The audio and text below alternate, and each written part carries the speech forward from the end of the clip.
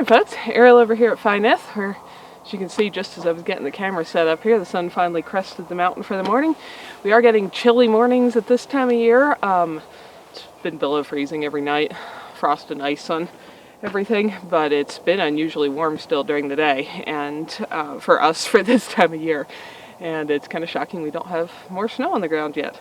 But anyway, this is me and Velcro over here first thing this morning. She's a good little finger warmer.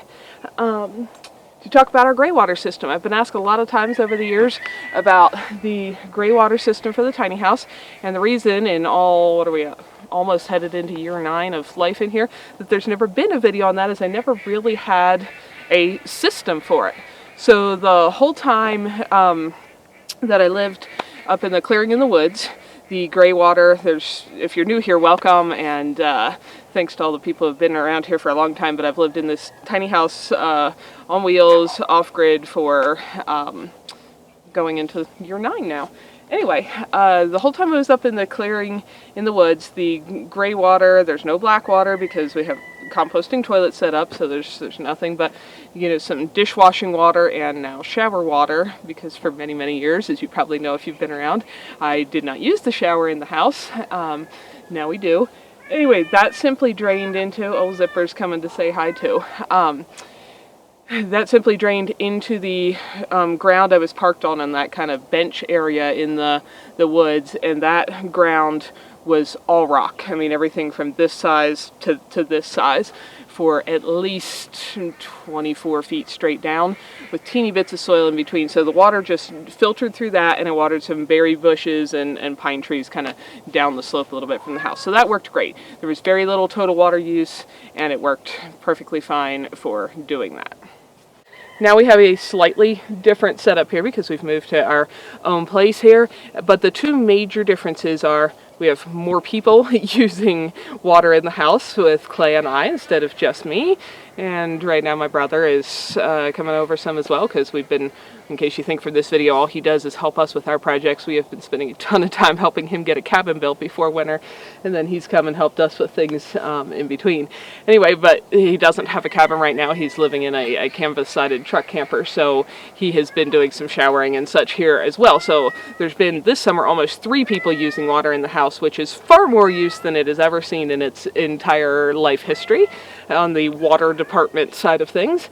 And we are now in a location where, yes, Fineth the tiny house is still on wheels. You can't see them because of the planters, but you could hitch up and tow her away anytime. But I'm hoping, you never know what's going to happen in life, I'm hoping she's going to sit right here for the rest of her life.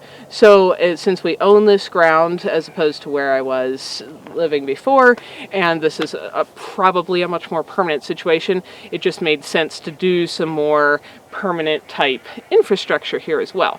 So just yesterday we installed a gray water draining system here.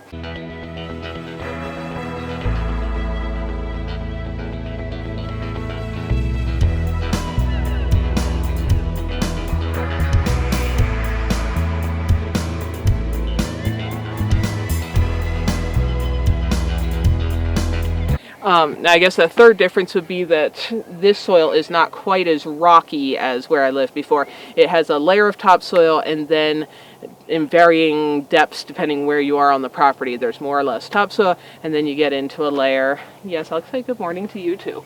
I know, but you don't like to cuddle. I know, you're over it already. Okay, go away.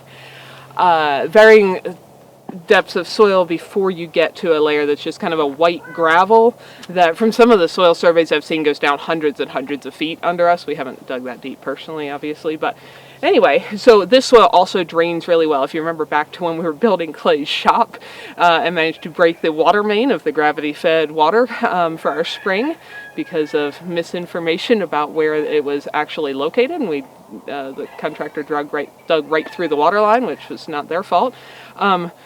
We had a 4-inch water main dumping however much water per second comes out of gravity, pushing it 2 miles down a mountain.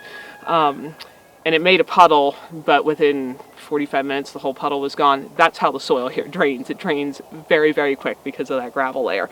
So what Clay did, this was more his department of design than mine, is you can't really tell this, but when we built these flower boxes that go around the tiny house now, most of them are kind of longer chunks on the other side and around the front and so on, where it either there's a taller one that spanned the whole area where the tires are, so you can't see the tires. They're also protected from sunlight and so on, and then the short areas. But in this particular spot, because all the water in the house drains right here, we made one little short one, and while the rest are full from the bottom up, I lined them with some plastic just to keep the quackgrass from growing in, but then they were filled with wood chips and then soil and then planted.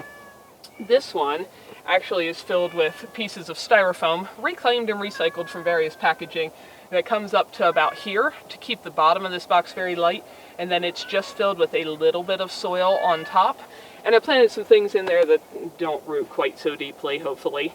And so that box is mini. It only goes from here to here, and it's light. And that was designed to be in case we ever needed to move it to access anything at that drain. I can still crawl under the house from the hitch end and get there if I need to, but that's what that was set up for. So here's what we did. This is going to be on the pipe. Oh, there.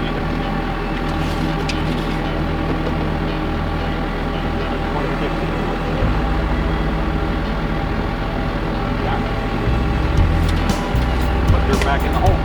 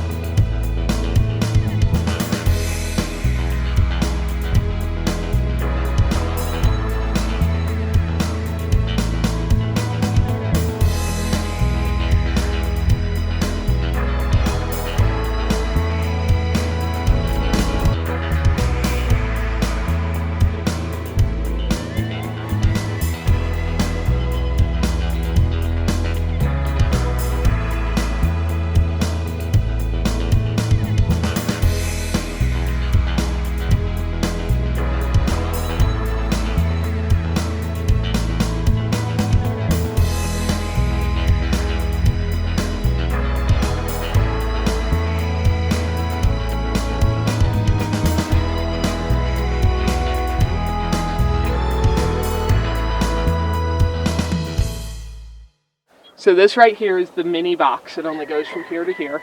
And its flowers look a little disrupted right now because they kind of got dumped in the process of moving that, because the wood had swelled a bit from the fall moisture compared to how dry it was midsummer when we put that in there. Anyway, lifted that out. Clay dug a little, or not so deep trench coming this way to right about where I'm standing here in front of the flower beds, and then dug a wider trench and put in 3 of those infiltrator boxes going this way. This allowed, and then we put in a little pipe there with kind of a bell spout, as you can see, and it, the water from the tiny house, this is still all gray water, drops straight into that bell. It's not attached in any way. It's free falling from one pipe into the like funnel of the other one, and this allows it to hopefully never freeze up under there. The underneath the house is also fairly protected because of you know, the planters being around it, and then as soon as we do finally get snow, there'll be snow all around it as the snow skirting and so on. And then it angles slightly downhill in that pipe till it gets to right here, and then it can spread out into those 3 infiltrator boxes. That's 15 feet of infiltrator, and spread slowly into the gravel, which will then hopefully water some of the clover planted on the surface once I get this replanted where we just dug it up, and some of the trees and bushes that we have planted. It's pretty flat looking, but it's actually slightly downhill toward behind the camera. Some of the trees and bushes we have planted over there toward the fence line and so on, and soak evenly into the ground, so that as we have more water use here, with more people doing more things like showering in there and so on, it can spread out more evenly, and we hopefully don't end up with any kind of ice puddle or anything like that under it in the winter. That was never an issue when it was just me and I wasn't showering here. I was only using the sink and so on. That never became an issue in all the years I did that, but there's a possibility that this year that could have become an issue with the much greater use. So that is now our gray water drainage system that's going to hopefully help water this little bit of the property. And of course, I probably don't need to mention this, but if you're going to do a gray water system, you have to be very, very careful about what gets put into it. Even our dishes, when they're washed, have hardly any grease or anything on them, because one or the other of the dogs will lick them clean before they do the pre-wash cycle for us before they get washed. And we're both very careful with what personal care products we use. I have whole videos talking about that, but pretty much very little that's commercial, and nothing that's toxic goes on our skin, so there's none of that stuff going down a drain either. Anyway, so now I actually have a video on a gray water system, because now there's actually a system for the gray water. We hope you enjoyed it. Come back next time for more adventures. Thanks for watching.